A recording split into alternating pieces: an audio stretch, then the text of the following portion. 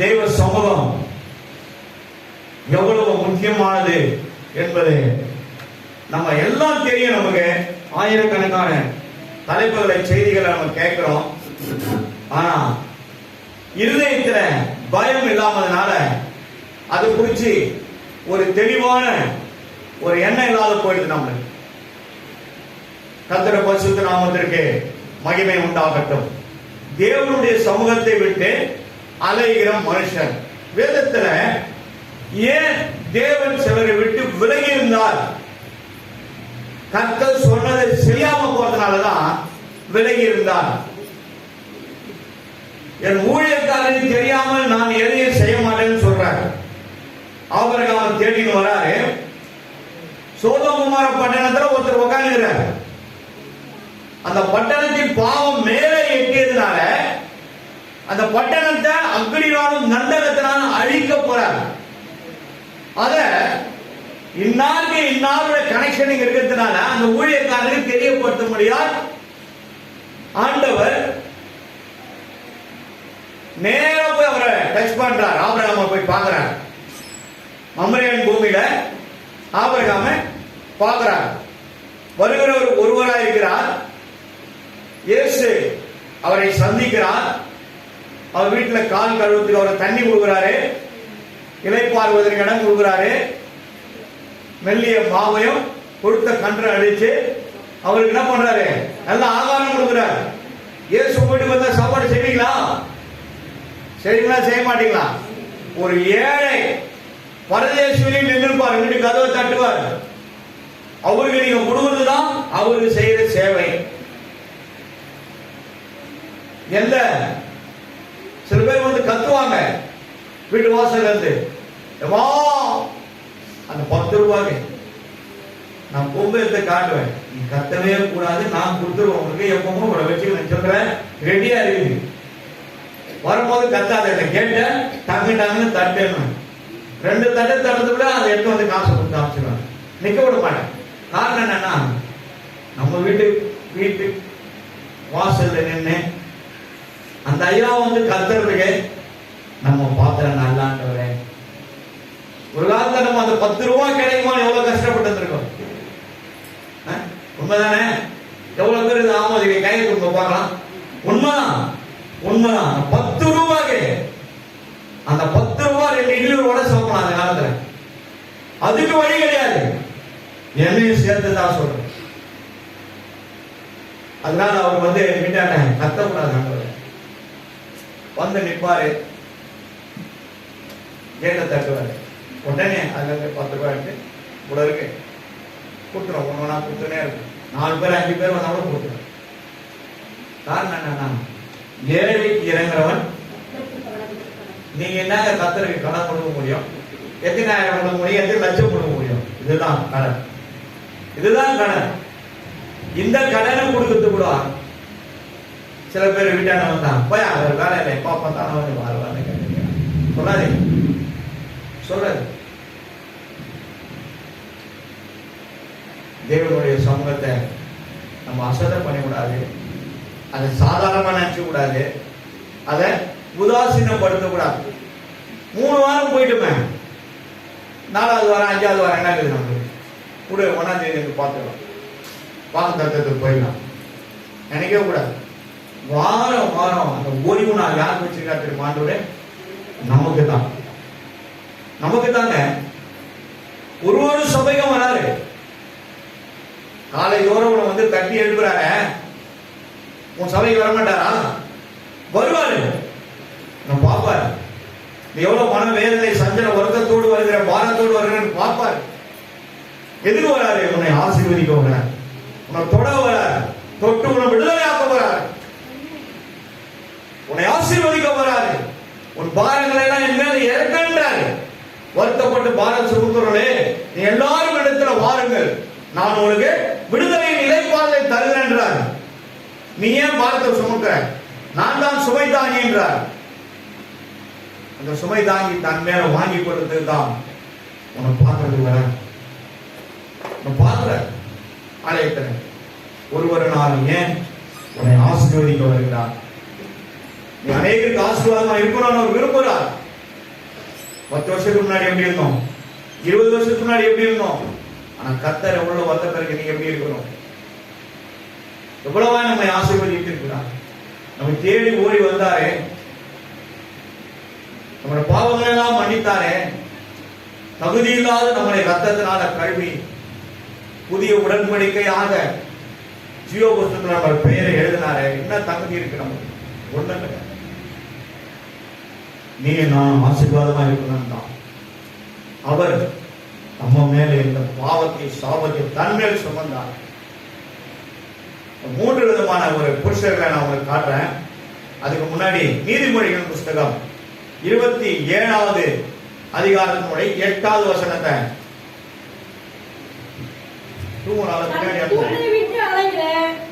குருவி எப்படி இருக்கிறதோ அப்படியே மைக்ல மறுபடியும் வருஷமா தன் கூட்டை விட்டு அலைகிற குருவி எப்படி இருக்கிறதோ, கூட்டுல வந்து அடைக்கலாம் குருவின்னு வச்சுங்களேன். அது என்ன பண்ணும், மேல இருந்து கீழே தொங்கும்.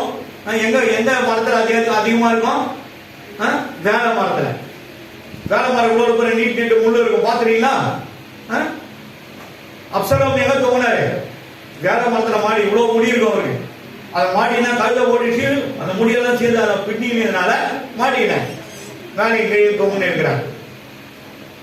அப்போ அந்த வேலை மரத்துல நிறைய பாத்தீங்கன்னா அடைக்கலாம் குருவி தொங்கின்னு கிடக்கும். அந்த தொங்குற போது பெரிய தாய் பாறை என்ன பண்ண போயிட்டு இறை தேடிட்டு போயிட்டு வரும். அதுல இருக்கிற அந்த 2 குஞ்சுங்க 3 குஞ்சுகள் எது இருக்குதுன்னு வச்சுங்களேன். அது என்ன பண்ணும், ஒண்ணு என்ன பண்ணுமா, தாய் வரலா இல்லையான்னு எட்டி பார்த்துன்னு இருக்குமா, எட்டி பார்த்துட்டு இருக்குமா. சில குஞ்சுங்களுக்கு ரெக்க முளைஞ்சிருக்கும். அது வரைக்கும் என்ன பண்ண அவங்க தாய் பேச்சை கேட்டு அங்க உள்ள அடங்கிதான் இருக்கணும், அங்கதான் இருக்கணும். இல்லாம போனாங்கன்னா எட்டி பார்த்து என்ன பண்ணாங்க, தவறி இவரை கீழே போட்டாங்கன்னா கீழே போட்டு என்ன ஆயிடும், ஜோராதான் சொல்லுங்க. நான் இப்படி கத்துறேன், காலையில இருந்து ஒண்ணும் இல்லை, இப்படி கத்துறேன். 3:30 மணிக்கு ஏதாவது கத்துறேன், அப்புறம் நீங்க அப்படியே பயங்கரீங்க. ஜோரா தான் பேசுங்க. நம்ம பொங்கல் அடிக்க போறோம், ஒண்ணும் இல்லை, டீச்சர் கிடையாது. அப்போ கத்துட பரிசுத்தராமருக்கு மகிமை உண்டாகட்டும். இந்த அடைக்கலாம் குருவினா போட்டு தீவிரப்படுது. எதுக்கு? பறக்கிறதுக்கு. ரெக்க முளைக்கல, ஒன்னும் வரல, ஆனா தீவிரப்படுது. பின்னாடி இருக்கிறத தாண்டிட்டு முன்னாடி வருது.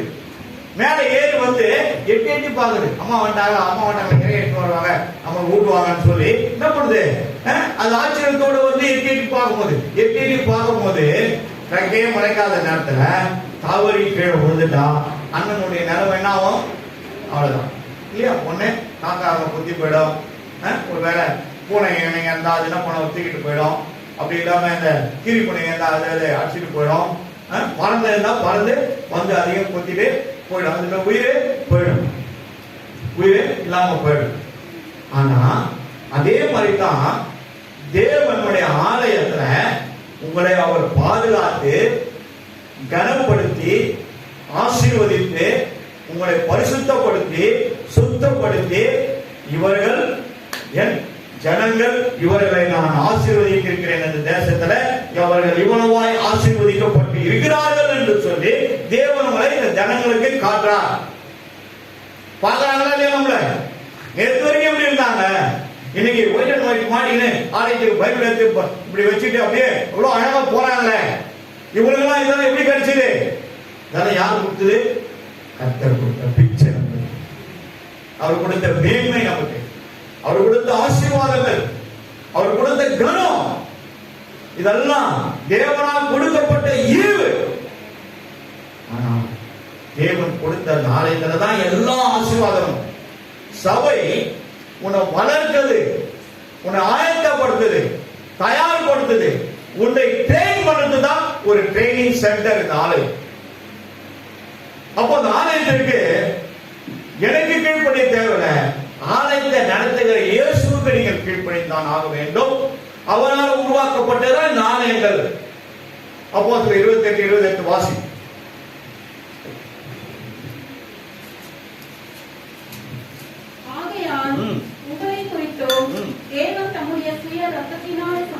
தேவன் தம்முடைய சுய ரத்தத்தினாலே சம்பாதிக்கப்பட்ட அவருடைய தமது சபையை போதும். அவருடைய சபை இந்த சபைக்கு நம்ம என்ன பண்ணக்கூடாது? முறுமுறுக்க கூடாது, புறம் சொல்லக்கூடாது, இங்க ஒண்ணு அங்க ஒண்ணு பேசக்கூடாது. இது பரிசுத்தமான பூமியா இருக்கிறதுனால தான் ஆண்டவர் சொல்றார், உன் பாதரட்சிகளை வெளியே கழட்டி போடு. நீ நிற்கிற இடம் பரிசுத்தமான பூமி. தேவ சமூகம் எதுவோ அதுதான் பரிசுத்தமான இடம். வானத்திலிருந்து தேவதூதன் உருவின பட்டயத்தோட எரியோ பட்டணத்து சுவருக்கு முன்னாடி நிக்கிறாரு. யோசுவா போறாரு, எல்லாம் நீங்க இங்கே இருங்க, நான் போய் பார்த்துட்டு வரேன்னு போறாரு. பெரிய பட்டயத்தை இடுப்புல கட்டிருக்காரு. ஆண்டவர் என்ன பண்ணாரு? புறப்பட்டு போப்பா, முன்னாடி போய் நின்று அந்த எரியோ பட்டணத்தை போய் பாருங்கிறார். மதுரை சுவரை போய் பார்க்க சொல்றாரு. அங்க போய் நின்று பார்க்கும்போது வானத்துக்கு கீழும் என்ன பண்றாங்க? ஒரு தேவதூதன் நிற்கிறாரு. யோர்தானுக்கா போங்க என்று சொன்னதும் அவள் தான் அந்த தண்ணி புரண்டு ஓடுதான் யோர்தான் நதி. அதை ரெண்டா பிளந்து அப்படியே குவியலா நிக்க வச்சதும் அவர் தான். வானத்துல தேவதூதன் என் பிள்ளைங்க வராங்க, நீ போப்பான்னு சொல்லி அனுப்புறதும் அவர் தான். எரிகோ மதில் சுவரை உடைத்ததும் அவரே தான். அல்லேலூயா. கரங்களை தட்டுங்க, ஜோரா தட்டுங்க. பேச வேண்டியதான் யோசுவாவுடைய வேலை, மீதி செய்ய வேண்டியதுதான் அவருடையது. கையில இருக்கிற கோலை நீட்டுப்பா, அவர் நீட்டினாரு. எதனா சொன்னாரா? ஒன்னும் சொல்ல, எடுத்து நீட்டினாரு. மேல இருக்கிறவர் அதட்டினாரு, போயிடுச்சு. எங்க இருக்குது? 106 ஆறா? வாசிங்க, அது மட்டும் வாசிங்க. ஒரு நாளைக்கு செங்கடலை குறித்து நம்ம பார்க்கலாம். அவர் சிவந்த சமுத்திரத்தை அதட்டினார், அது வற்றி போயிற்று. போதும். என்னாச்சு? ரெண்டா பிரிஞ்சு வற்றி போயிடுச்சு. ஒரு வெட்டாந்தரையில நடக்கிறது போல அவர்கள் எல்லாம் என்ன பண்ணாங்க? நடந்து போனார்கள். அவருடைய வேலையை இவர் செய்யணும், என்னுடைய வேலை நான் செய்யணும், உங்களுடைய வேலையை என்ன பண்ணணும்? நீங்க செய்யணும். அப்போதான் என்ன பண்ண கர்த்தர் ஒரு நிலையான ஆசீர்வாதத்தை நமக்கு தருவார். இதுல நம்ம என்ன பண்ண கூடாது? இது ஏன் வேலை, இது உங்க வேலை நம்ம பார்க்க கூடாது. இது உள்ள நடக்கிறது எல்லாமே அவருடைய வேலை தான். அது கேட்கிற பலன் கண்டிப்பா உண்டு. ஒரு செங்கல் எடுத்து நீ அப்படி வச்சா கூட சரி, ஒரு பெட்ஷீட்டை பட்சி போட்டா கூட சரி, ஒரு மைக் செட் எடுத்து அப்படி வச்சா கூட சரி, அதன் பிரதிபலன் இப்ப தெரியாது, பின்னாடி தெரியும். நான் அனுபவித்துக் கொண்டிருக்கிறேன். ஒரு காலத்துல நாங்களாம் உள்ள உட்காந்துருக்கும் போது ஏன்னா ராஜா நல்லா பெஞ்சு போட்டு எல்லா ஆசாரியெல்லாம் உட்கார வச்சுங்க. இவங்க யாருங்க? ஆசாரியர்கள். கரங்களை தட்டு, ஜோரா தட்டுங்க. என்ன ஜாம்பால் காசுபால் எங்க சந்தன போய் முடிச்சுட்டு இருக்கிறாங்க. உன்னை எங்க உட்கார போன? வா, நீத்தானுங்க, போ அங்க போ அங்க போய் உட்காரு. எங்க உட்காரணும் அங்க உட்காரு. போ சஞ்சய் உட்காரு. இவங்க யாருங்க? பின்னாடி காலத்துல நம்ம சபைக்கு வர ஆசாரியர்கள். வேலை செய்யுங்க, அவனுடைய வேலையை செய்யுங்க. கர்த்தர் உங்களை ஆசீர்வதிப்பார். எங்க ஆளனே வந்துங்கிறாரா? சரி, வரட்டும், 12 மணிக்கு வந்து சேரட்டும். இன்னும் திரும்ப ஒரு சீட்டுக்கு ஆளை காண போகிறேன் பாருங்க. இப்போ அவரு மிஸ் ஆகிட்டாரு. இப்போ என்ன பண்ண திரும்ப போகிறேன்? கர்த்தர் பரிசுத்த நாமத்திற்கு மகிமை உண்டாகட்டும். நீங்க எப்போ வந்தாலும் இங்க தான் உட்காரணும். என்ன பிள்ளைங்களை நம்ம வளர்க்கணுங்க. ஆலயம் எங்களை அப்படிதான் வளர்த்துச்சு. ஆலயத்துல என்ன பண்ணுவாங்க? பெருக்கிறதும் நாங்க தான், மாவு போடுறதும் நாங்க தான், பெட்ஷீட் போடுறதும் நாங்க தான், இதெல்லாம் அரேஞ்ச்மெண்ட் பண்ணதான் நாங்க தான். பாஸ் வர வரைக்கும் சோத்துனாலும் பரவாயில்ல, அங்கே உட்காருங்க. இதுக்கு நடுவில் ஒரு வேலை இருக்கு. வெளியே போய் ட்ரம்ல தண்ணி எடுத்து வந்து டாய்லெட் கப்பல் பாத்ரூம் கழுவணும். மானம் கழுவினவன் தான். ஆனா என் பிள்ளைங்களை அந்த மாதிரி நான் செய்ய சொல்லல. நேரான வேலைகளை மட்டும்தான் நான் வாங்க. காரணம் என்ன தெரியுமா? அது என்னோட போச்சு. நான் செய்தது வேற, ராஜாங்க செய்ய போறது வேற. கரங்களை தட்டு, ஜோரா தட்டுங்க. இதெல்லாம் எப்படி ஆகணும்? வேலை பண்ணுதெல்லாம் மாறணும். பிள்ளைங்களுக்காக கரங்களை தலைமையில வச்சு ஜெபிங்க. கண்டிப்பா கர்த்தர் மாற்றுவார். வேலை செய்தீங்கன்னா ஆண்டோட பணியை செய்யுங்க. ஆண்டவர் அழைக்கும் போது போ, அழைக்கிறதுக்கு முன்னாடி ஓடாத. கர்த்தர் என்னைக்கு நமக்கு குரல் கொடுக்குறாரோ அன்னைக்கு செவி சாய்ச்சி போவேன். என்னோட ஆலயத்தில் உட்காந்து என்னோட அலுவலகத்தில் கர்த்தர் என்னோட பேசினார். 2000 என்னை கூப்பிட்டுக்கிறேன். 2013 இதுதான் கடைசியில கீழ்ப்படிங்க. அந்த சத்தத்தை கேட்ட உடனே நேரம் போய் பார்த்தோம்ல, லாக் பண்ணினேன். வெறும் நிற்கிறான். அப்படியே மேல இருந்து தண்ணி அப்படியே ஊற்றி, அந்த அக்கினி மேலே இறங்குது, மேல இருந்து தண்ணி அப்படியே ஊற்றி. 10 நிமிஷம் ஆயிடுச்சு, 20 நிமிஷம் ஆயிடுச்சு. ஒரு 3-4 பேர் மஞ்சள் கூட போறேன் அப்படிதான் வேலை செஞ்சது. 3-4 பேர் வந்து கதவு தட்டுறாங்க. வாசனையா பாத்ரூம்ல போனேன், ரொம்ப நேரம் ஆயிடுச்சுன்னு கேட்டேன். அப்புறம் நானே போனேன், அம்மா நானே வருவேன், உட்காந்து மூஞ்செல்லாம் கழிக்கிறேன். போய் நேரம் கழிச்சு நான் போயிட்டேன். மறுபடியும் யாருக்கிட்டையுமே பேசாத அனுபவம். அன்னைக்கு நான் ஒப்பு கொடுத்ததுதான். உடனே அந்த குரு வார்த்தை ஆண்டோட நைட்ல உட்காந்து அப்ப சொன்னாங்க, ஏன்னா தேவன் ஒரு பெரிய பொறுப்பு எனக்கு கொடுக்க போறான் என்பதை உணர்ந்துதான் நான் என்னை அர்ப்பணித்து ஒப்பு கொடுத்தேன். எழுதி கொடுக்கறதுனால உங்களுக்கு என்ன தெரியுங்களா? 42 லட்சம் லாஸ். நான் சொன்னேன் 42 கோடி எனக்கு கர்த்தர் கொடுப்பாருன்னு சொல்லிட்டு எழுதி கொடுத்துருவாங்க. ஃபைனலா நோட் அடிக்க போறாங்க. விஆர்எஸ் வாலண்டியர் ஸ்டேட்மெண்ட் சர்வீஸ் சொல்லி அப்போ கூட என்ன கூப்பிட்டு கேட்டாங்க, பைத்தியக்காரனா நீங்க எங்கேயே பார்க்க என்ன பண்ண மாதிரி தான் இல்லை, நான் நீங்க எனக்கு ஃபினிஷ் பண்ணி ரிலீஸ் பண்ணுறேன். நாம் சொல்றோம், கர்த்தரே என்ன செய்யணுமோ அவ்வளோத்தையும் செய்து ஒரு பிரச்சனை நாம வெளியே வந்தார். கர்த்தர பரிசுத்த நாமத்துக்கு மேலும் உண்டாகும். இதெல்லாம் காரணம் என்னன்னா, அவர் சமூகத்தில் கொண்டு வந்து நிறுத்துவதற்காக தான் கர்த்தரை தெரிந்து கொண்டார். கரங்களை தட்டு ஜோரா தட்டு. இதுதான் உண்மையான அழைப்பு. அழைப்பை நம்மளே உருவாக்கி கொள்ளக்கூடாது. அழைப்பு நம்மளை தேடி வரும். அதுதான் அழைப்பு, தேவன் அழைக்கிற அழைப்பு. சரி, தேவ சமூகத்தை பத்தி நான் உங்களுக்கு சொன்னேன். இப்போ இந்த 3 வேத புருஷர்கள் என்ன பண்ணாங்க? தேவ சமூகத்தை விட்டு விலகினால அவங்க என்ன பண்ணாரு? கர்த்தர் அவர்களை விட்டு விலகி இருந்தார். ஏன் விலகினாரு? சொல் பேச்சு கேட்காதனால. சொல் பேச்சு கேட்காதனால கர்த்தர் என்ன பண்ணாரு? விலகி இருந்தார். தயவு செஞ்சு பேசாதீங்க, நான் பின்னாடி போயிடுறேன். சரி, நம்ம ஒரு வசனம் நம்ம எடுத்து வாசிப்போம். 1 சாமுவேலின் புஸ்தகம் 28வது அதிகாரம் 18வது வசனத்தை எடுத்து வாசிப்போம். பின்பகுதி.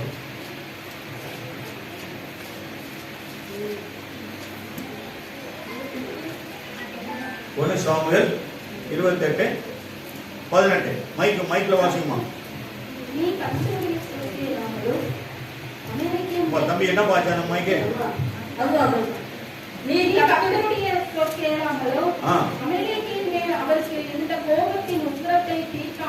தேவனுடைய கோபம் அவர்கள் மேல இருந்தது, அமலேக்கர் மேல. அத தேவன் என்ன பண்ணாரு? எதிர்பார்த்த அளவுக்கு செய்யாம போனதுனால தேவனுடைய கோபம் என்ன பண்ணுது? அவருக்கு வந்தது. இருக்காமல் போனபடினாலும் இன்றைய தினம் உனக்கு இந்த பிரமாணமாக செய்தார். கர்த்தர் உன்னுடைய ஜனமாகி 16-18 படிமா. ஃபர்ஸ்ட் 16 படிமா. அதற்கு சாமுவேல், கர்த்தர் உன்னை விட்டு விலகி உனக்கு சத்துருவாய் இருக்கும்போது நீ என்னிடத்தில் கேட்பானே? பாருங்க, கர்த்தருடைய பரிசுத்த நாமத்திற்கு மகிமை உண்டாகட்டும். 1 சாமுவேல் 28வது அதிகாரத்துல 16வது வசனம் திட்டமா சொல்லுது, கர்த்தர் உன்னை விட்டு விலகி உனக்கு சத்துருவாய் இருக்கும் போது நீ என்னிடத்தில் கேட்பானே. அப்போ தேவன் ஏதோ ஒரு நியாய தீர்ப்பை செய்ய போகிறாருன்னு சவுலுக்குள்ள ஒரு போராட்டம் இருக்குது. சவுல் இஸ்ரவேல் தேசத்தின் முதல் ராஜாவாய் கர்த்தர் தான் அவனை கண்டார், அவனை ஆயத்தப்படுத்தினார். சாமுவேலிடத்தில் சொல்லி, நான் இவனை இஸ்ரவேல் தேசத்தின் ஜனங்களுக்கு நியாயம் தீர்க்க ராஜாவாய் அபிஷேகம் நீ போய் செய்யும் சொல்லி அனுப்பியதும் தேவன் தான். ஆனால் கர்த்தர் சொன்னதை செய்யாம போனா கூட கர்த்தர் அந்த ஸ்தானத்தை விட்டு தூக்கி செவிட்டி அடிச்சுவார். அது முக்கியமா எங்களுக்கு தான் அதிகம். நாமெல்லாம் எப்படி இருக்கணும்? ஜாக்கிரதையா இருக்கணும். என்னைக்கு வேணா கர்த்தர் எங்களை விட்டு விலகி போடுவார். ஏன்னா அவருக்கு அவருடைய வேலையை சரியாய் செய்வதற்கு ஆள் வேணும். மந்தையை சரியாய் மேய்ப்பதற்கு ஆள் வேணும். சொன்னதை மட்டும் செய்ய அவருக்கு தேவையான ஆள் வேணும். இல்லைன்னா கர்த்தர் என்ன பண்ணுவாரு, யாரா இருந்தாலும் சரி தூக்கி அப்படி போட்டுருவார், தூக்கி போட்டுருவார். அதனாலதான் யாக்கோபு என்ற நிருபம் 3ஆம் அதிகாரம் 1வது வசனத்தை வாசிக்கும். என் சகோதரரே, அதிக ஆக்கனை அடைவோம் என்று அறிந்து உங்களை அநேக போதகராக இருப்பீர்களாக. உலகத்துல அதிகமான ஆக்கினி நியாய தீர்ப்பு யாருக்கு? போதகர்கள். இது யார் சொல்றது? கர்த்தர் சொல்றார், கர்த்தர் சொல்றார். ஆனா எங்களுக்கு அதிகம்னா அப்போ உங்களுக்கு இல்லையா? வாயை குறித்து பேசும்போது ஒரு பாஸ்டர் அப்படி அம்மா கேட்டாங்க, ஏன் பாஸ்டர் பொம்பளைங்களை குறிச்சே இப்படி அடி அடின்னு அடிச்சு தாக்குறீங்கள, ஆம்பளைங்களுக்கு இது இல்லையா? வேதம் எங்க ஆம்பளைங்களும் பொம்பளைங்களையும் தனியா பிடிச்சுக்கிட்டா? தலையை ஆட்டுறீங்க, ஜோராதான் சொல்லுங்க. இல்ல, கிடையாது. எல்லாருக்கும் சேர்ந்துதான் இது, எல்லாருக்கும் தான் அப்ளிகபிள். தேவனுடைய வார்த்தை எல்லாருக்கும் தான். ஆணுக்கு பெண்ணுக்கு 2 பேரும் யார் படிச்சதுங்க? அவர் தான் படிச்சாரு. அவருடைய வசனம் அவருடைய பிள்ளைகளுக்கு தான், எல்லாருக்கும் தான். ஆக நீ திருப்பி ஏன்னா சொல்லுறது அவர் செய்யாம போனா தேவனுக்கு கோபமும் வராது, வரும். என்னைக்கும் கர்த்தர் சில காரியங்களை நம்ம மேல என்ன பண்ணாரு, கோபப்படுறாரா இல்லையா? நம்மள அழகா தள்ளி விட்டுட்டு நம்மள வேடிக்கை பார்ப்பார், ஆங்கடியும் பண்ணுவார். நீ பாட்டுக்கே முட்டிக்கினே அப்படியே ஜபத்தை தரிச்சுக்கினே தலையில ஊந்துக்கினே முட்டிக்கினு முறையிட்டு இருக்க வேண்டியதுதான். ஆனா ஆண்டவர் நம்மளை பார்த்து என்ன பண்ணுவாரு, சிரிப்பார், சிரிப்பார். என்ன ஜபம் பண்ணாலும் அது காது கூட போவார். அவர்கள் உரத்த சுத்தமாய் கத்துவார்கள், அது என் காதுகளில் விழாதுன்ற விழாது. அப்போ எந்த அளவுக்கு நம்ம பெர்ஃபெக்டா இருக்கும். ஒரு சாமுவேல் தீர்க்கதரிசியான ஒரு மனுஷன், ஆண்டவர் சொல்றாரு அவரை சவுல ராஜாவா மாத்திறாரு. கில்கால்ல கொண்டு போய் அபிஷேகம் செய்யறாரு, அவரை ராஜாவா பிரயாணம் பண்றாரு. எல்லா ஜனங்களும் அவரை ஏற்றுக்கொள்றாங்க. ஆனா அப்படியாப்பட்டவன் ஆண்டவர் சொல்றாரு, அந்த அமலேக்க தேசத்துல ஒரு மிருக ஜீவனும் மனுஷனும் ஒருத்தர் உயிராக கூடாது. நான் உனக்கு முன்பாக யுத்தத்துல நிற்பேன், நீ அங்கே யுத்தம் பண்ணி இந்த மனிதர்களோடு எல்லாத்தையும் அழிச்சு போட்டுனான்ற. ஆனா எல்லாத்தையும் அழிச்சாரு. 28 அதிகாரம் வீட்டுல போய் படிச்சு பாருங்க. அதுக்கு முன்னாடி 26, 7, 8, 3 படிங்க. அதுல முழு சரித்திர கதைகள் உங்களுக்கு அவ்வளவு அருமையா தேவன் எழுதி இருக்கிறார். சொன்னது உங்களுக்கு செய்யாதனால அந்த ஊர்ல இருக்கிற ஆடு மாடு குதிரை கழுதைகள் எல்லாத்தையும் என்ன பண்ணிடலாம்னா நம்ம தேசத்துக்கு எடுத்துட்டு போனா ஆண்டவருக்கு பலி செலுத்துறதுக்கு பிரயோஜனமா இருக்கானே. ஆண்டவர் கேட்டாரா? கேட்டாரா? கேட்டதையும் செய்யக்கூடாது, கேட்காதையும் செய்யக்கூடாது. என்ன சொல்றாரோ அதை தான் செய்யும். எல்லாத்தையும் ஓட்டிட்டு போனாங்க. தேவனுக்கு என்ன வந்துச்சு? கோபம் வந்துச்சு. அந்த அமலேக்கன் தேசத்துல ஒரு ஜீவனும் உயிரா இருக்கக்கூடாது, எல்லாத்தையும் சங்காரம் பண்ணுங்க. சொன்னதுதான், சொன்னா சொன்னதுதான், அதுக்கு மேல ஒண்ணு கிடையாது. அவர் எதிர்பார்க்கிற ஆளு அவர் சொல்றத செய்யறவனா இருக்கு, சொல்றத செய்யறவரா. அதை விட்டு இவர் இப்படிப்பட்ட காரியங்களை செய்ததுனால தேவனுடைய கோபம் வரமே இறங்கி தேவன் சவுலை விட்டு விலகி இருந்தார். ஆனால் அவனும் அது அறியாமல் இருந்தான். சாமுவேல் தீர்க்கதரிசியை மறித்து விட்டார். மறித்து விட்டவரை போய் எங்கேயாவது போய் குறி கேட்கணும்னு, இதை குறிச்சு அறிந்து கொள்ளணும்னு ஒரு நைட்ல வேஷம் மாறி குறி சொல்ற ஒரு பெண் இங்க இருக்கிறாங்க ராஜா, நம்ம அங்க போய் அவங்க இடத்துல கேட்போம், அவங்க சரியா சொல்றாங்கன்னு சொல்லி போயிட்டு அங்க எல்லாரும் அங்க உட்கார்றாங்க. போகும்போதே அந்த அம்மா கேட்கிறாங்க, நீங்கள் சவுல் ராஜா அல்லவா? என்னை கொன்று கொடுத்துதான் நீங்க வந்துக்கிறீங்க, ஏன் இங்க வந்தீங்க? உங்களுக்கு என்ன வேணும்? என்னுடைய ஜீவன் உங்களுடைய பிராணன் கையில் இருக்குதுங்களா? வேலை கொஞ்சம் எனக்கு கொள்ள விடாதீங்க. அப்புறம் மறுபடியும் சொல்ற பாருங்க, அந்த சாமுவேலை நீங்க எழும்ப பண்ணுங்கன்னா எனக்கு ஒரு பெரிய சந்தேகம். சாமுவேல் குழந்தையா இருக்கும் போதே ஆண்டவருடைய சத்தத்தை கேட்டவர். எலிதா ஆலயத்தை கேட்டாரா இல்லையா? சாமுவேலே சாமுவேல் கூப்பிட்டாரே ஆண்டவர் 3 முறை. அப்போ இப்படியெல்லாம் சத்தத்தை கேட்ட ஒரு தேவ மனுஷன் கர்த்தர் சொன்னதை மட்டும் தான் செய்தாரு. சவுலியும் ராஜாவாக்கு அபிஷேகம் பண்ணாரு, தாவீதையும் அவர் தான் பண்ணார்.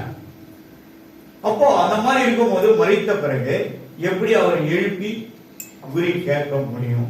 எனக்குள்ள ஒரு கேள்வி. ஆண்டவர் இதெல்லாம் நடக்குமா? நீங்க யோசிச்சிருக்கீங்களா? யோசிக்கும். இது நடக்குமா? எப்படி ஆண்டவர் இது நடக்கும்? தேவ மனுஷன் அல்லவா, உம்மால தெரிந்து கொள்ளப்பட்ட ஒரு தீர்க்கதரிசி அல்லவா, அவனை எழுப்பி பேசுவதற்கு இந்த அம்மாவுக்கு என்ன அதிகாரம் இருக்குது? ஆண்டவர் ஆவியோடு பேசுற ஒரு பெண்ணுக்கு என்ன அதிகாரம் இருக்குது?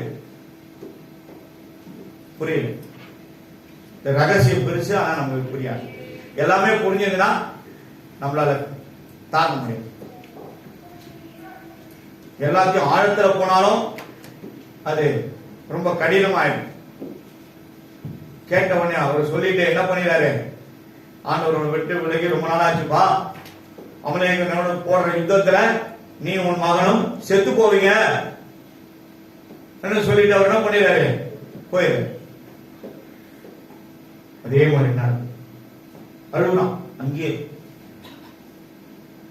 அழுது புலம்பி கர்த்தர் சொன்னதனால செய்யறான். ஆனா சொன்னதை தான் செய்யணும், சொல்லாதது செய்யணும் பரவாயில்ல. கர்த்தர் ஒரு காரியத்தை சொல்லிட்டாருன்னா அமலேயரும் மீதியானவரும் 2 பேரும் தேவனுடைய ராஜ்யமாகிய இஸ்ரவேல் தேசத்துக்கு விரோதிகளாய் வாழ்ந்தவர்கள். அமலேயர், மீதியானவர், பெலிஸ்தர், இந்த 3 மக்களும் தேவனுக்கு தேவனுடைய ராஜ்யத்துக்கு விரோதமானவர்கள். அந்த நாளில சவுலுடைய உயிர் போகாம துடித்திருக்கிற அந்த யுத்தத்துல அந்த பகுதியாக வர ஒரு அமலேயன் கூப்பிட்டு யாருன்னு கேட்கிறாரு. நான் அமலேயன் சொல்றாரு. பரவாயில்ல, என் உயிர் துடித்துக் கொண்டிருக்கிறது, இந்த பட்டயத்தை எடுத்து என்னை உருவி குத்தி என்னை மரித்து போக செய்யணும். அப்படியா அவனும் மகன் யோனத்தான் அந்த யுத்தத்தில் மரித்து போனாங்க. காரணம், கர்த்தர் அவர்களை விட்டு விலகி இருந்ததுனால. தேவனுடைய அமலேயன் மீது இருந்த கோபத்தை வைராக்கியத்தினால யுத்தத்துக்கு அனுப்புறாரு. தேவனுடைய உணர்வுகளை புரிதிக்காத இந்த மனுஷன் செய்த ஒரு காரியம், கர்த்தருடைய கோபம் அவர்களே நின்றதுனால கர்த்தர் உன்னை விட்டு விலகி உனக்கு சத்ருவா இருக்கும் போது என்னிடத்தில் என்ன கேட்கிறார்? 28:16. அப்ப 28:20 சவுல் நெடுந்தாங்கி இடையால் தலையில விழுந்து மிகவும் பயப்பட்டார். நீ செத்து போறேன்னு சொன்னா கண்டிப்பா பயம் வர இல்லையா? ராஜா வச்ச உன்னை அவன் கொன்னுடுவான், அமலேயன் கையில உன்னை கொன்னுடுவானுங்க. அதே பாத்தீங்கன்னா 2 சாமுவேல் 1ஆம் அதிகாரம் 15ஆம் வசனத்துல சவுல் கொல்லப்பட்டார். சவுல் ராஜா கொல்லப்பட்டார். கர்த்தருடைய பரிசுத்த நாமத்திற்கு மகிமை உண்டாகட்டும். இந்த தேவனுடைய சமூகம் எவ்வளவு முக்கியமானது. நான் அந்த சமூகத்தை விட்டு வலது கை பக்கம் சாராமலும் இடது பக்கம் சாராமலும் நம்ம எப்படி இருக்கணும்?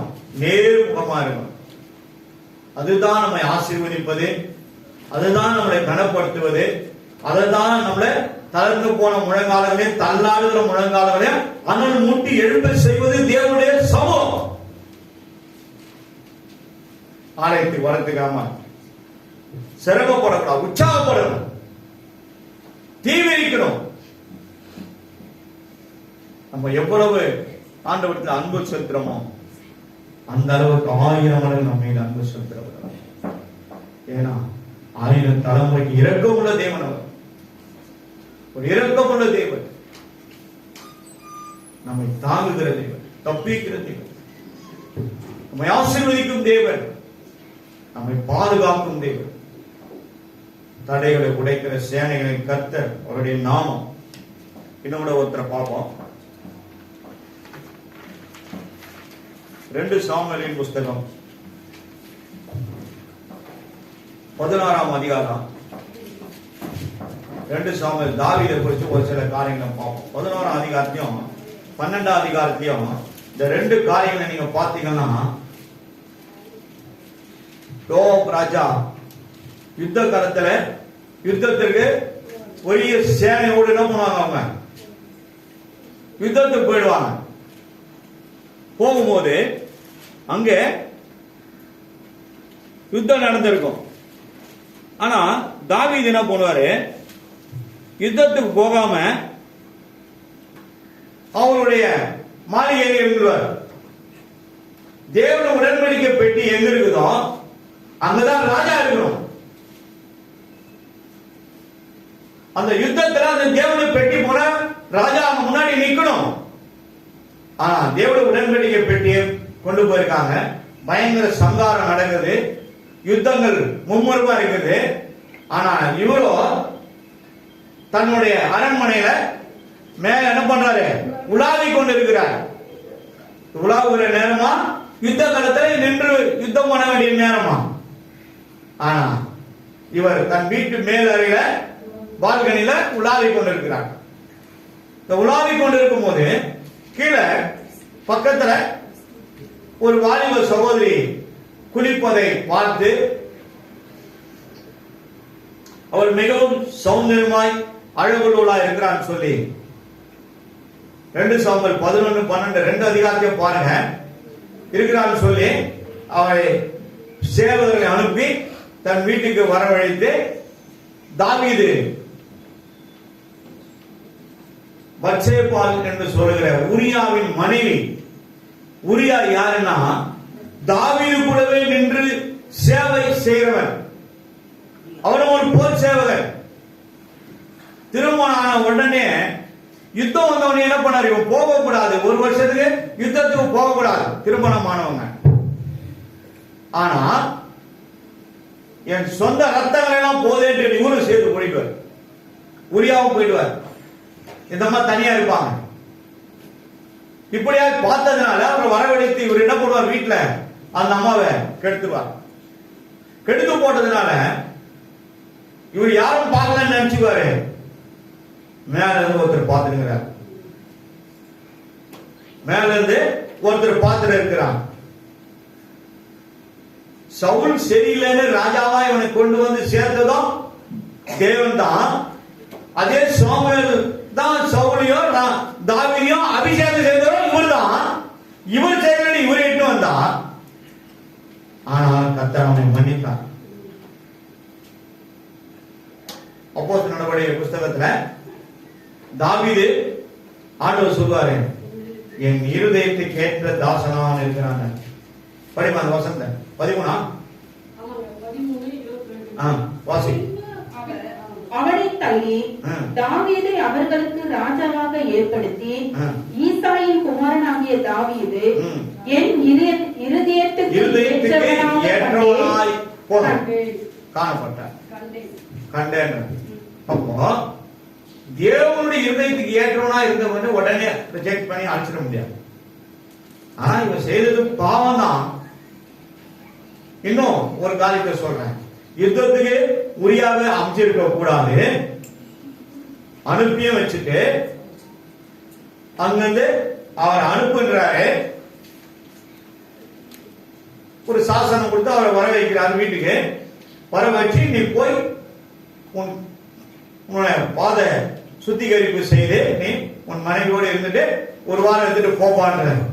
ஆனா அந்த 3 நாளோ 5 நாளோ அவரு தங்குறாரு ராஜாவோட அரண்மனையில. அங்க இருக்கிற சேவகரோட தான் டெய்லி பத்தி எழுந்துக்கிறார். வீட்டுக்கு போற ராஜா கேட்கிறாங்க, நீ வீட்டுக்கு போலியாப்பா? இல்ல நான் போல. என் சொந்த ரத்தங்கள் யுத்தத்துல மும்முரமா நடக்கிற யுத்தத்துல நின்று கொண்டுக்கா நான் மட்டும் எப்படி வீட்டுக்கு போய் சுகமாக இருப்பேன் சொல்லி என்ன பண்ணாரு இவரு, ஒரு சாசனம் எழுதி இவர் கையிலே கொடுத்து, எங்க வில் அம்புகள் அடிச்சு ஜனங்களுடைய நெஞ்ச பிளக்கிறாங்களோ அவ்வளவு தீவிரமா இருக்கிற இடத்துல இவரை நிறுத்துறாங்க. முதல் செய்தது ஒரு பாவம், இரண்டாவது செய்தது ஒரு பாவம். அந்த யுத்தத்துல உரியா மரித்து போகிறான். அந்த செய்தியும் வருது.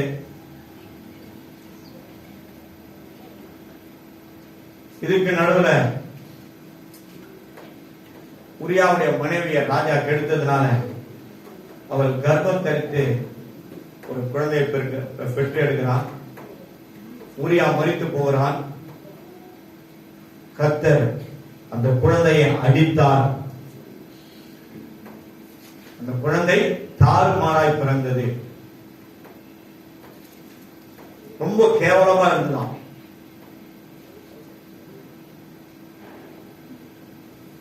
கர்த்தர் அந்த குழந்தையை அழைத்தார். அடித்து உரியாவும் மரித்து போனான். இவ்வளவு குழப்பத்தை அந்த குடும்பத்துக்குள்ள உண்டாது பாருங்க. நம்ம ஜாகிரதையா இருக்கணும். அந்த காலத்துல எல்லாமே வெளியே தான் குளிப்பாங்க. சில இடத்துல வெறும் அந்த புடவையை கட்டிட்டு குளிக்கிற குடும்பங்களும் உண்டு. கிராமத்துலாம் மத்தியானத்தான் தான் குளிப்பாங்க, யாரும் இல்லாத நேரத்துல. பாவத்தின் நிமித்தமாய் அந்த குடும்பம் நாசமாக்கப்பட்டது. ஆனா தாவீதோ அவர் உபவாசம் இருந்து குசியாமலும் குனியாமலும் மனவேதனை தேவனுடைய இடத்துல மன்னிப்புல தன்னை முழுகெடுத்துக் கொண்டிருந்தான். கொஞ்ச நாட்கள் கழித்து அந்த குழந்தை மரித்து விட்டது என்று அந்த செய்தி மறுபடியும் ராஜாவுக்கு வந்து சொல்றாங்க. சொன்ன உடனே அவர் எழும்பி நின்று ஸ்நானம் பண்ணி எண்ணெய் தேய்த்து குளித்து நேரா தேவ சமூகத்துக்கு போறார். தேவ சமூகத்துக்கு அவர் போயிருந்தாருன்னா இந்த காலத்துக்கு இந்த பிரச்சனை வந்திருக்காரு. சில பிரச்சனைகள் நமக்கே தெரியாம நம்ம முதுகு மேல வந்து ஏறி உட்காந்துருக்கோம். நம்ம தான் என்ன பண்ணணும், கீழே இறக்கணும். ஆண்டவரே என்ன மன்னிங்கப்பா, கோடி கோடியா என்ன மன்னிங்கப்பான்னு நீங்க கேட்கும் போது மனதுருக்கம் உள்ள தேவன் கண்டிப்பாக உனக்கு மன்னிக்க ஒரு வல்லமை உள்ளவராக இருக்கிறார். நீங்கள் இன்னொருத்தருடைய பாவங்களை நீங்க செய்ததை மன்னிக்கும் போது உங்க பாவங்களை மன்னிக்க அவர் ஆயத்தமா உள்ளவராக இருக்கிறார். நீங்க பிறருக்கு இறங்கும் போது கர்த்தர் உங்களுக்கு இறங்குவா. பிறர் பாவங்களை நீங்க மன்னிக்கலன்னா கர்த்தர் உங்க பாவங்களை மன்னிக்க மாட்டார். அந்த மன்னிக்கிற சுபாவம், இரக்கமுள்ள ஒரு சுபாவம் நமக்கு அவங்கள அப்படியே பரவாயில்ல போயிட்டு வாங்க சொல்லி அவங்கள நம்ம தள்ளிவிடக்கூடாது. அந்த இரக்கமும் தயமும் நமக்கு இருக்க வேண்டும். கொஞ்ச நாட்கள் ஆன பிறகு உரியாவுடைய மனைவி பத்சேபாள் சுத்திகரிப்பு காலங்கள் முடிந்த பிறகு இந்த ராஜா தன்னுடைய அவை போர் சேவகர்களை சில பேரை அழைத்து கொண்டு போய் அவர்கள் வீட்டில் விட்டு அந்த அம்மாவை வேற வழி விடாது, வீட்டுக்காரர் இறந்துட்டார். இவனால தான் எல்லாம் நடந்தது, தாவீதால தான் நடந்தது.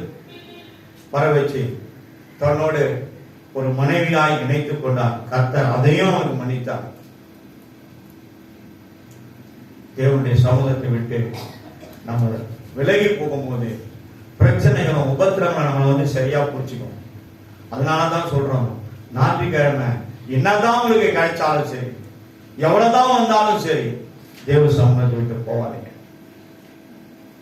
அவர் சமூகம் என் சந்தோஷமே, அது நிறைவான சந்தோஷமே. அவர் சமூகம் என் சந்தோஷமே, அது நிறைவான சந்தோஷமே. என் பாத்திரம் நிரம்பி நிரம்பி வழியுதே, ஆனந்தம் பேரானந்தமே. பாத்திரம் நிரம்பி நிரம்பி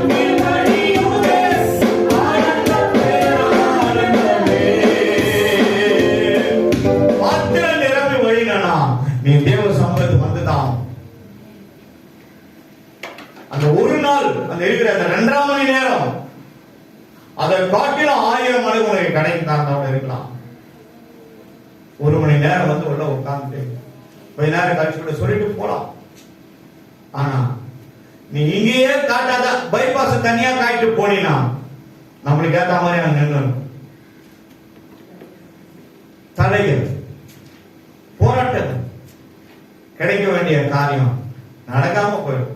ஐயோ அழைக்கிறாக போயிருப்பேன், அங்க போய் வருத்தப்பட்டு பொழுது இதெல்லாம் யார் செய்யுது? கர்த்தர். முதலாவது தேவனுடைய ராஜ்யத்தையும் அவருடைய நீதியையும் தேடுங்கள். முதலாவது தேவனுடைய ராஜ்யம், தேவனுடைய ஆலயம், நீதி, சபையில சொல்ற சத்தியம். இது ரெண்டும் உனக்கு இங்க ஆதாரம் கிடைக்குது. What's the secret of my energy? Bible is secret of my life. உனக்கு வாழ்க்கை இதுதான். இது ஒரு 10 அதிகாரம் படிச்சீங்கன்னா எவ்வளவுதான் கோபம் இருந்தாலும் அப்படியே ஸ்வைன்னு கரைஞ்சிப்படும். எவ்வளவுதான் மூர்க்கம் இருந்தாலும் எவ்வளவுதான் கசப்பு இருந்தாலும் அப்படியே கரைஞ்சிடும். படியை போல முருக செய்கிற தேவன். சத்தியத்தை அறிவீர்கள், சத்தியம் உங்களை விடுதலை ஆக்கி நம்மளை ஒன்னால ஆக்கிடும். அப்படியே வெறுமையாயிடும். முகம் ஆயிடும், பிரகாசமா மாறி முகம் வளர்ச்சி ஆயிடும். சரி, 2 பேரை பார்த்தோம். இன்னும் ஒருத்தருக்கார், அவரையே பார்த்தோம். நியாயாதிபதிகள் புஸ்தகம் சிம்சோன்.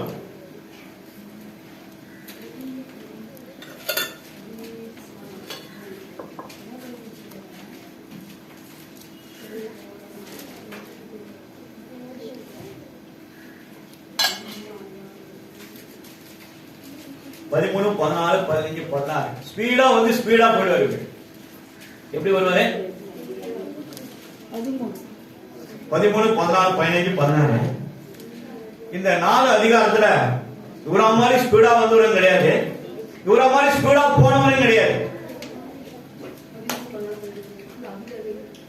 அப்போ தேவன் 40 வருஷம் 1 அதிகாரத்தை படிக்கும். 13:1.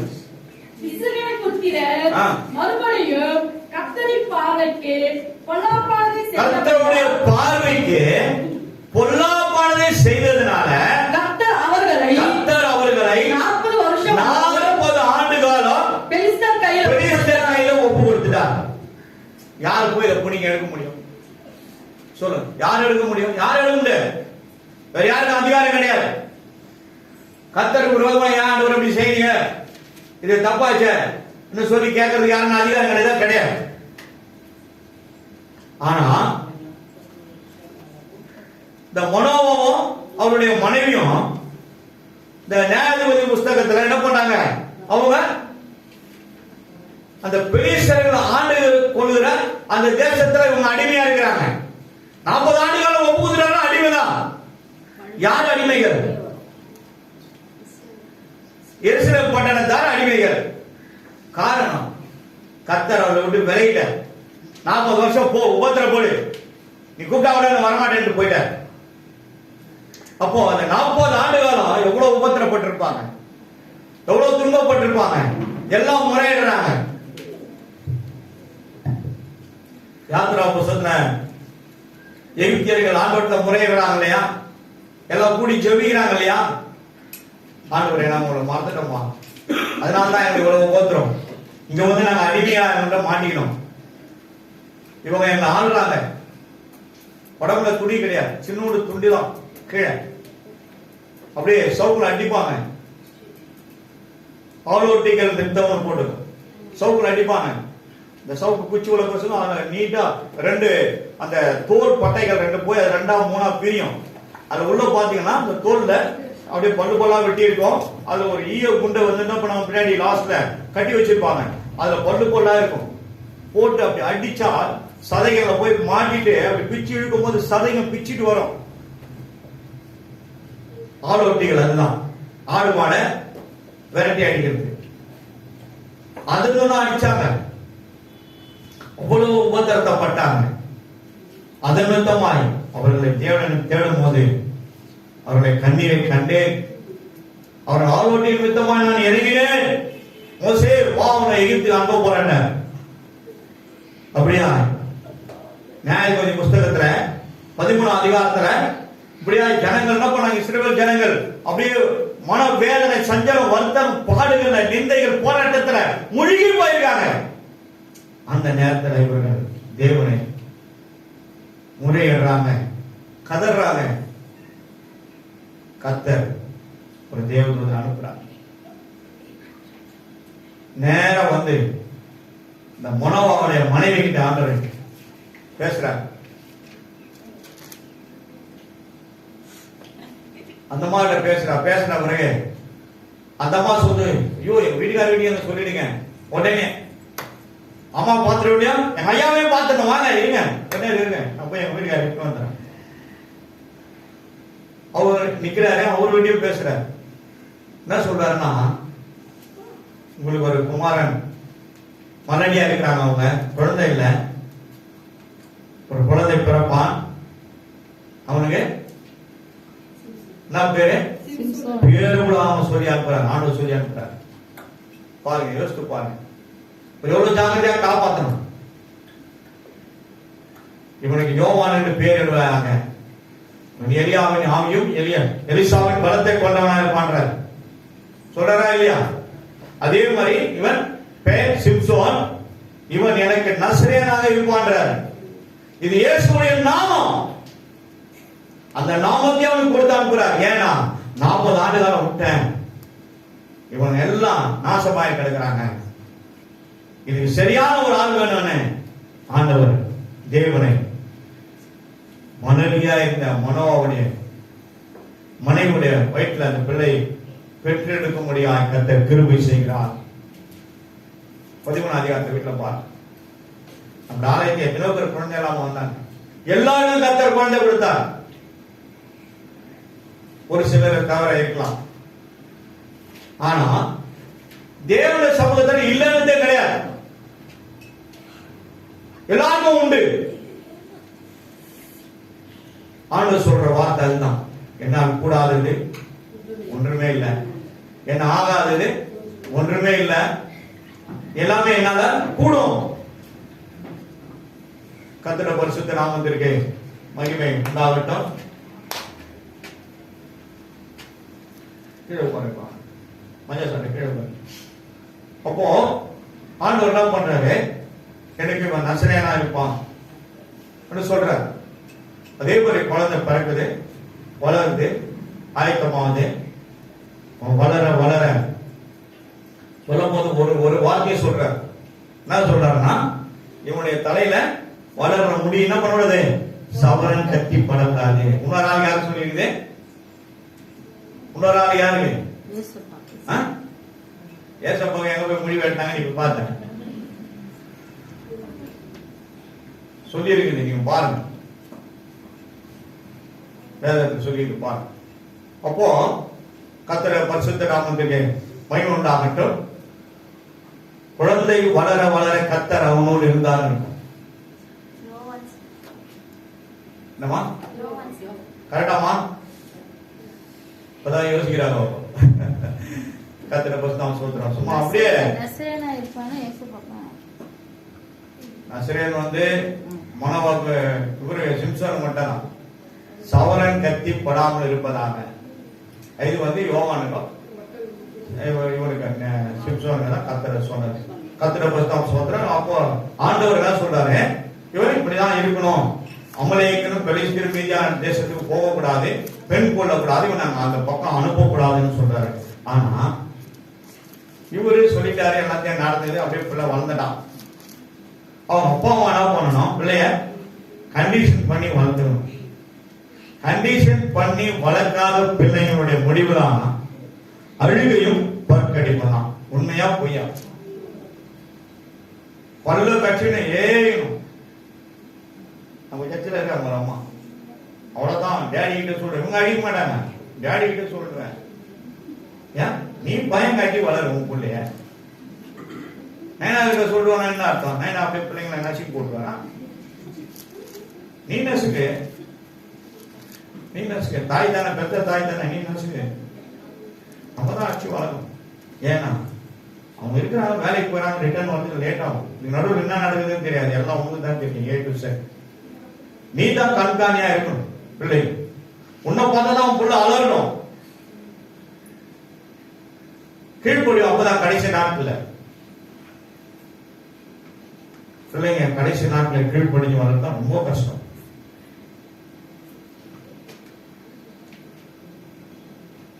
அப்படி இருந்த பிள்ளை மூர்க்கமாய் வளர்ந்து பெரியாரா போயிட்டாங்க. அந்த திருமணம் ஸ்டேட்டஸ் வந்தவனே இவரு ஒரு இடத்துல பொண்ணு இருக்குமா, மாமா போய் பார்க்கலான்ட்டு அப்பாவை அம்மாவை எட்டுக்கினே போறாரு. இவர் 2 பேரும் முன்னாடி போறாங்க, இவர் பின்னாடி போறாரு. வயல்வெளியிலிருந்து உள்ள இருந்து ஒரு சிங்கம் வெளியே வந்திருக்கு. உடனே பாருங்க, இந்த மாதிரி இன்சிடென்ட் எங்கெல்லாம் நடக்குதோ அங்கெல்லாம் பாருங்க ஆவியானவர் அவர் மேல் பலமா இறங்கினார். வேற யாருக்குமே இந்த ஸ்டேட்டஸ் கிடையாது. ஆவியானவர் பலமா இறங்கினார். இறங்கினாலே போதுமா, பலமா இறங்கினார்னா அப்ப எவ்வளவு ஒரு ஸ்ட்ரென்த் ஆண்டவர் கொடுத்து வச்சிருக்காரு அவனுக்கு. மனுஷன்ல 2 காலையும், ஒரு காலை மனுஷன் ஒரு காலை அப்படியே 2ஆ கிழிச்சு போட்டுவான். அவ்வளவு ஒரு பலசாலியா இருந்தான் ஒரு மனுஷன். திடீர்னு ஒரு சிங்கம் உள்ள இருந்து வெளியே வந்தோன்னா 2 காலை குடிச்சு அப்படியே கிழிச்சு போட்டான். கிழிச்சு தூக்கி போட்டு ஒண்ணுமே நடக்காத மாதிரி கை தட்டின்னு அவர் என்ன பண்றாரு, அப்பா அம்மா பின்னாடி போயிட்டே இருக்கு. அவங்களுக்கு என்ன நடந்ததுன்னே தெரியல, இவன் பாட்டு நடந்து போயிட்டே பேசிக்கணும். ஆண்டவர் நம்மளை வந்து இப்படி சொன்னாரே, இவன் இந்த மாதிரி பண்றானே, இவன் பேச்ச கேட்க முடியாது அப்படின்னு சொல்லிட்டு போறான். ஆனா பாருங்க, நியாயாதிபதி புஸ்தகம் 14வது அதிகாரம் 5வது 6வது வசனம் சிங்கத்தை கிழிச்சு போடுறாரு. அதுக்கப்புறம் 14வது அதிகாரம் 19வது வசனத்துல 30 பேர் என்ன பண்றாங்க, விடுதலை போடுறதுனால அது 30 பேரை கொன்று அவங்களுடைய வஸ்திரத்தை கழிச்சு எடுத்து அவங்கள கொடுத்துடுறாரு. அதுக்கப்புறம் பாத்தீங்கன்னா 15வது அதிகாரம் 4வது அதிகாரம் வசனமும் 5வது வசனத்தை நீங்க பாத்தீங்கன்னா 300 நரிகளை பிடிச்சு, ஒரு நரியை பிடிக்க முடியுமா நம்மளால? ஒரே ஒரு நரியை பிடிக்க முடியுமா? நம்ம வீட்டுக்கார பிடிச்சி நம்மளால கட்ட முடியுதா? முடியாது. யோசிக்கிறீங்க நிறைய பேர். அந்த 300 நரிய ஒரு நரிய பிடிச்சி வால்ல கட்டி பந்தத்தை கட்டி என்ன பண்ணா கொளுத்தி விட்டு போனா, 300 நரிய பிடிச்சி பந்தத்தை கட்டி அதை கொளுத்தி விட்டு அது வயல்வெளியில போய் எல்லா வயலையும் நாசமா பண்ணிச்சு. பெலிஸ்தர் எல்லாரும் அடிக்க வந்துட்டாங்க. அவர் எங்க இருந்தாரு? பார்த்துட்டாரு. எல்லாம் எரிஞ்சு நாசமா போச்சு. அதுக்கப்புறம்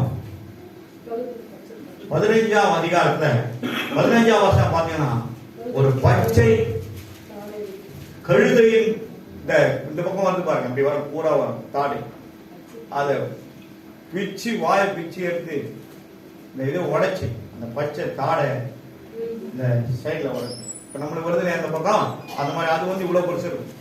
அதுல என்ன பண்ணாராம், 1000 பேர் அடிச்சு கொண்டு போனான். கர்த்தருடைய பரிசுத்த ஆவியானவர் பலமா இறங்கினார்.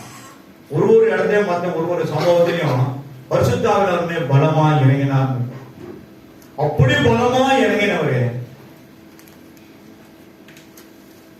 ஆண்டவர் சொன்னாரு, இந்த ரகசியத்தை யாருக்கும் சொல்லக்கூடாதுப்பா.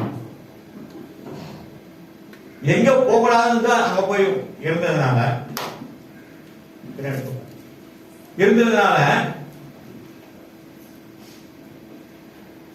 போவாத போனதுனால ஒரு வேசியினுடைய மடியில படுத்துக்கிட்டு இவரு 2 ட்ரிப் ஏமாத்தினாரு. 3வது ட்ரிப் இருக்கிற ரகசியத்தை சொல்லிட்டேன். சொன்ன உடனே வெளியே ஆளுங்களை தயார் பண்ணி வச்சிருந்தாங்க. இவ்வளவு காசு தரேன், பொண்ணு தரேன், பொருளை தரேன்னு காமிச்சு கொடுத்துட்டா. தபதபன்னு வந்தாங்க. அண்ணனுடைய தலையை முடியலாம், அவர் மயங்க இருக்கிற அந்த தலைகளை முடியலாம் பரிசு எடுத்துட்டாங்க. அவர் பலன்லாம் அவரை விட்டு விலகி போயிடுச்சு. அதையே அவர் அறியாமல் இருந்தார்.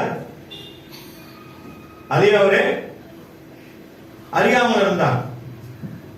கர்த்தர் அவரை விட்டு விலகி இருந்ததை அறியாமல் போயிட்டார். நியாயாதிபதி புஸ்தகம் 15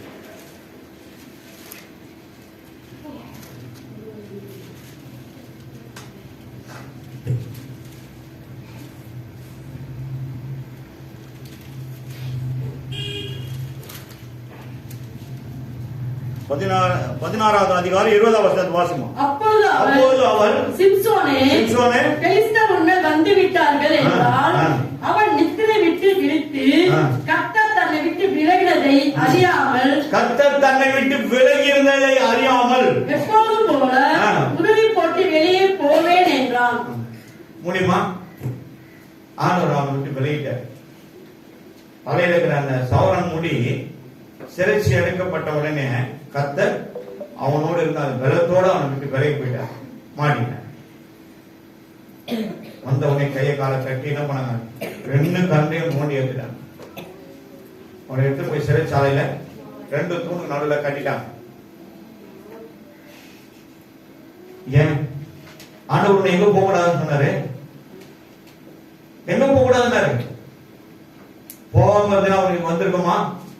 40 ஆண்டுகள் உன்னை சிறை சேதம் பண்ணினாங்களே, அவங்க கையிலே போய் நீ மாட்டிக்கிறிய. அதற்காக கர்த்தர் உன்னை இந்த கூட வந்து அனுப்பினாரு. ஆண்டவரே இந்த இடத்துக்கு நம்ம போலாமா போக கூடாதான்னு கேட்கறது கிடையாது. எல்லா வசனம் தெரியும், எல்லாம் இருக்கும். ஆண்டவரே உங்க சித்தமானா நீங்க எனக்கு சொல்லுப்பா, நான் போலாமா வானாவா கேளுங்க. கர்த்தர் லீட் பண்ணுவார், நடத்துவார். இங்க போலாம், இங்க போக கூடாது, இதை செய்யலாம், இதை செய்யக்கூடாது, இது வேணும், இது வேணாம் என்பதை கர்த்தர் உணர்த்துவார். நீங்க அப்படி உங்களை பழகிட்டீங்கன்னா எல்லாத்தையும் ஜெயிச்சிருவீங்க. தோல்வியே இருக்காது. ஒரு அருமையான ஒரு பாடல் இருக்கு, தோல்வி எனக்கு இல்லையே, தோல்வி என்றும் எனக்கு இல்லையே. அப்போ தோல்வியே உனக்கு கிடையாது உங்க வாழ்க்கையில. கர்த்தருடைய பரிசுத்த நாமத்துக்கு மகிமை உண்டாகட்டும். 3 பேருடைய காரியத்தை காத்தோம். 3 பேர்ல சவுலும் மரித்தான், சிம்சோனும் செத்து போனான், தாவீதை மட்டும் ஆண்டவர் மன்னித்து விட்டார். கடவுள் இறந்த பிறகு தன் ராஜா என்பதை விட பார்த்து அவருடைய மனைவி பத்சேபாளை தன் பக்கமாய் சேர்த்து கொண்டான். அவளுக்கு பிறந்த குழந்தை தான்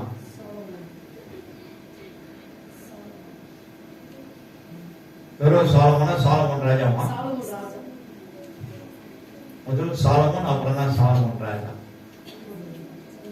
கண்களை மூடு, நம்ம ஜெபிப்போம். ஆண்டவரே எந்த நேரத்திலும் அந்த தெய்வ சமூகத்தை விட்டு அங்கேயுமா 1000 கிடைச்சாலும் பொண்ணு வெள்ளியை பார்க்கணும். என் இயேசு எனக்கு போதும், இயேசு எனக்கு போதும். பொன் பொருள் வேண்டாம், இயேசு போதும். மண் வாழ்க்கை வேண்டாம், இயேசு